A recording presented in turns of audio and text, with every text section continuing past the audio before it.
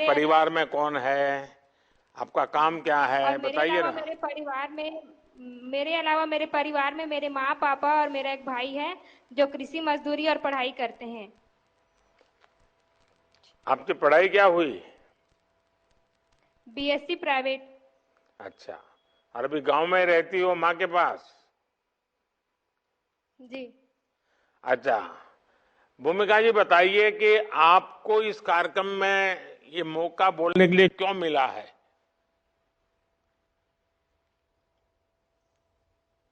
कुछ आपने बहुत क्योंकि काम किया मैं होगा बड़ा, इसलिए तो मेरे साथ मुझे आपके साथ कुछ समय बिताने का अवसर मिल रहा है।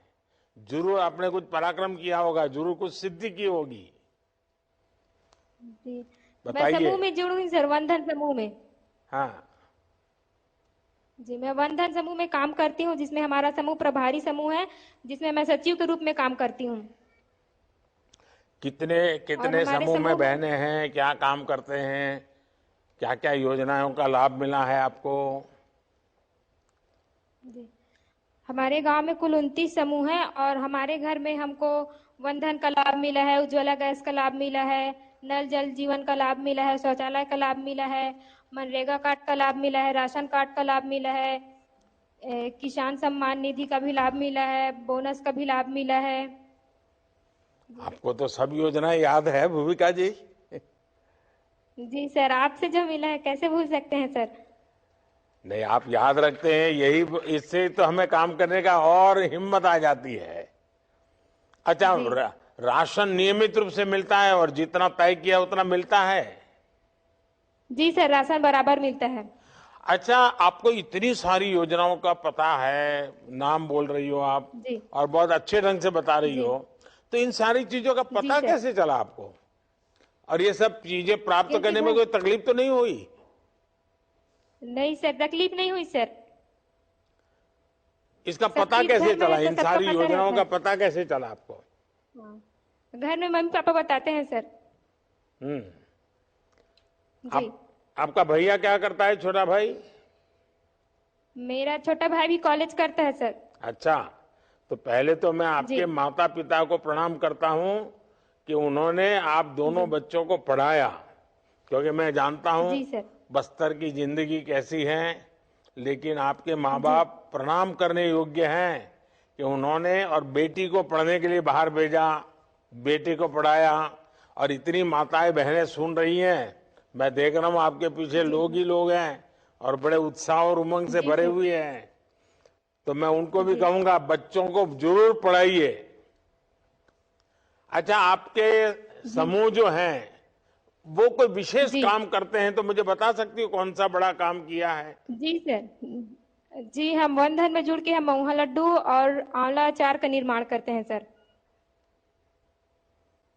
फिर उसका क्या करते हैं, जरा विस्तार से बताइए ना। महुआ लड्डू का निर्माण करते हैं सर, जो फूड ग्रेड महुआ से बनता है।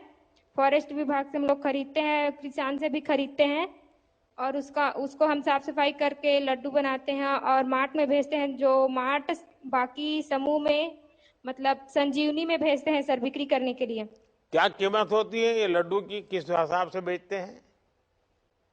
700 रुपये केजी में सर। अच्छा। लेकिन जो जी। कुछ कुछ लोग तो महुआ का दूसरा उपयोग करते हैं, तो उनका क्या होगा अभी? सर इसीलिए तो लड्डू बना रहे हैं सर, उसको वो यूज मत करे करके हम लोग इसीलिए वो लड्डू बना क्या, रहे हैं। वो दूसरा उपयोग क्या करते हैं?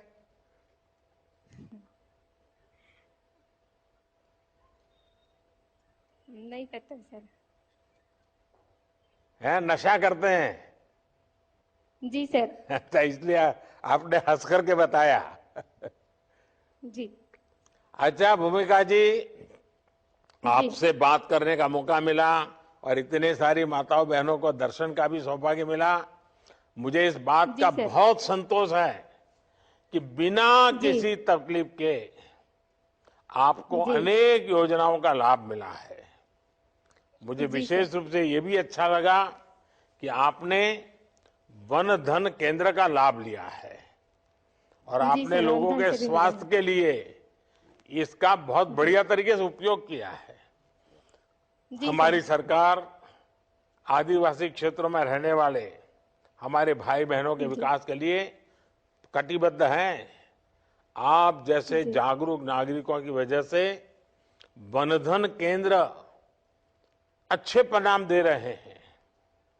जी और आपको तो पता होगा कि हमारे यहाँ आदिवासी समाज में भी जो बहुत बहुत पीछे रहे हुए लोग हैं और उनको जी एक सर। विशिष्ट रूप से गिना गया है। अभी मैंने जी भगवान बिरसा मुंडा के जन्म स्थान से उनके लिए एक बहुत बड़ी योजना घोषित की है। ये संख्या में बहुत कम है, लेकिन बहुत हालत खराब है। उनके लिए मैंने ये योजना बनाई है, पीएम जनमन योजना, और उनको बहुत बड़ी जी मदद करने वाले हैं। और शायद 15 जनवरी को ऐसे समूहों के साथ मैं मिलने वाला भी हूं। शायद आदिवासी जी समाज सर। में भी इतने नीचे जाकर के काम करने का सौभाग्य पहले किसी को नहीं मिला होगा।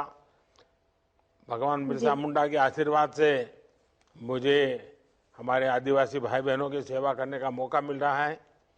चलिए, मुझे भूमिका जी जी बात करके बहुत अच्छा लगा। आइए अब देखते हैं जी कि विकसित भारत संकल्प यात्रा के माध्यम से कौन हमारे साथ जुड़ रहे हैं। अब नंदयाला आंध्र प्रदेश चलते हैं, जहां से सैयद ख्वाजा मोहिद्दीन जी जुड़े हैं। मान्यवर प्रधानमंत्री जी, मोहिद्दीन जी नमस्ते। नमस्ते सर। मान्यवर प्रधानमंत्री तो जी नमस्ते सर। मोहिद्दीन गारू, बोलो सर। हमारे सारे शिल्पियों को टूल किट, पावर की चाक, मिट्टी बनाने वाली मशीन, ये मुफ्त में सबको मिला है। जितने भी हमारे हस्तशिल्पी इसमें कार्यरत हैं सबको दिया गया है। और साथ ही साथ ओडीओपी योजना के अंतर्गत अलग अलग शहरों में जो प्रदर्शनी लगती है, आपके दिल्ली प्रगति मैदान में, नोएडा में, लखनऊ में, वहाँ बारी बारी से शिल्पियों को भाग लेने का मौका भी मिलता है। अच्छा लक्ष्मी जी, ये योजनाएं तो हमारे देश में कोई नई विषय नहीं है। हर सरकार जी। कुछ न कुछ योजनाएं बनाती रहती है। पहले की सरकारों की योजनाएं और आज जी। जब डबल इंजन की सरकार है तो क्या फर्क नजर आता है? देखिए सर, पहले तो हम खुद किसान हैं, मैं किसान हूं और लाभ भी लिया हूं ग्राम पंचायत से स्वच्छ शौचालय का, आपके प्रधानमंत्री किसान सम्मान निधि का लाभ ले रहा हूं, ओडीओपी का लाभ ले रहा हूं। तो पहले की जो सरकार थी, मुझे कोई योजना का पता ही नहीं चलता था। आज जो योजनाएं हैं पेपर में पढ़ करके अधिकारियों के द्वारा पता चल जाता है कि कौन कौन सी नई योजना है, कौन पुरानी लागू हो रही हैं, क्या हमें करना, हमारे लायक क्या है, उस हिसाब से हम उसको चयन करते हैं। लक्ष्मी जी, आपके इलाके में गारंटी वाली गाड़ी आई तो जी। कैसा स्वागत हुआ? मुझे आपका और आपके इलाके का कुछ बता सकते हैं? कार्यक्रम कैसा होता है? क्या पूछे? वो रवि किशन के सामने देख करके मत बोलिए। नहीं सर, आपकी जो गाड़ी जहाँ आ नहीं, जाती उनको है, चाहे उनको बुरा लगे तो बुरा लगे, सच बता नहीं दीजिए। सर, नहीं सर, मुझे सुनने में थोड़ा कंफ्यूजन हुआ है। जी जी। आपकी गाड़ी तो किसी छोटे से गांव में अगर पहुंच जाए तो लोगों की तांता लग जाती है।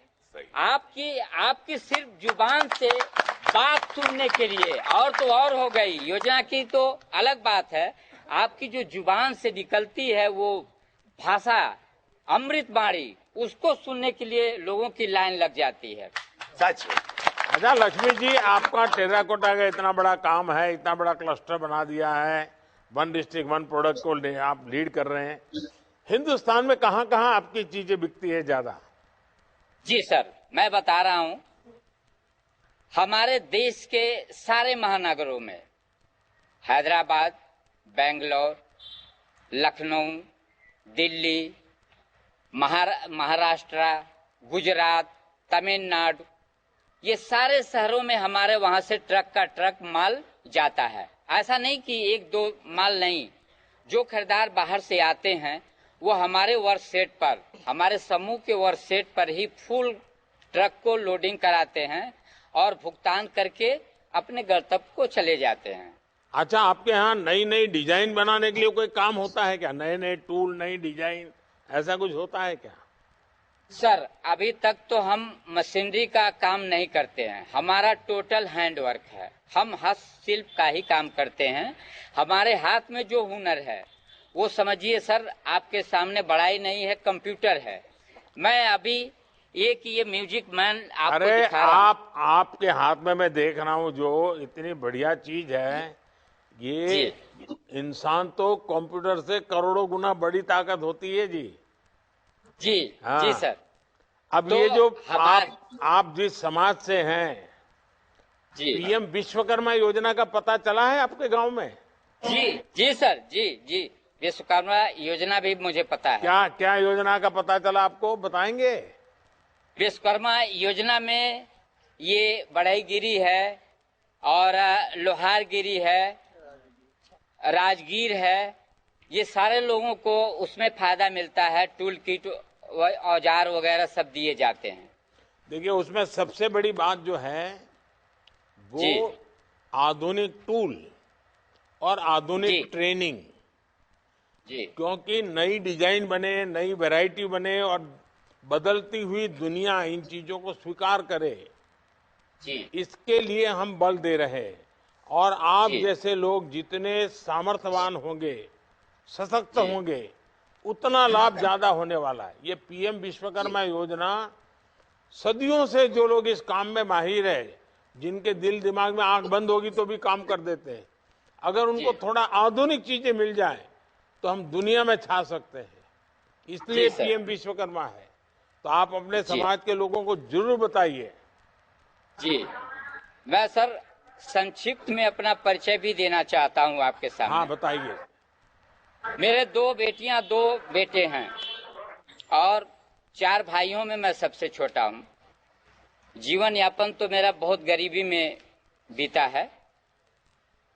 80 में मैंने ग्रामीण बैंक की नौकरी ज्वाइन किया और 86 में मेरा